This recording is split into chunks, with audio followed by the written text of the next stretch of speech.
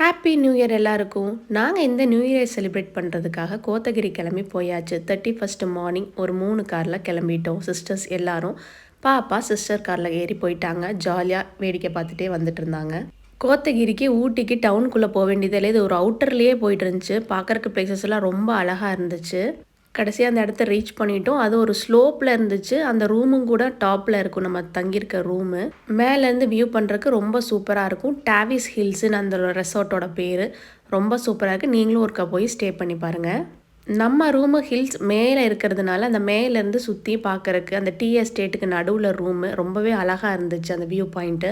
எனக்கு ஏன் இந்த ரிசார்ட் பர்டிகுலராக பிடிச்சது அப்படின்னா, இங்கே கிச்சன் யூஸ் பண்ணிக்கலாம் நம்மளே போய். நம்ம பாப்பா இருக்கிறதுனால நம்ம பாப்பாவுக்கு வேணுங்கிறத நம்மளே குக் பண்ணி அவளுக்கு கொடுத்துடலாம். அது எனக்கு ரொம்பவே ஹெல்ப்ஃபுல்லாக இருந்துச்சு. மித்த ரிசார்ட்லையெல்லாம் நம்மளை அலோவ் பண்ண மாட்டாங்க. இது ரொம்ப ஹைஜீனிக்காக கிச்சன் இருந்தது, நம்ம யூஸ் பண்ணிக்கிற மாதிரி இருந்தது. இப்போ பார்க்குறது ஏர்லி மார்னிங் வியூ தான். மிஸ்ட் ஃபார்ம் ஆகி பார்க்குறக்கு ரொம்பவே அழகாக இருந்துச்சு. அது மட்டும் இல்லைங்க, இங்கே பர்சனல் கிச்சன் ஒன்று கொடுக்குறாங்க ஒவ்வொரு ரூமுக்கும். அது ரொம்பவே ஹெல்ப்ஃபுல்லாக இருக்குது.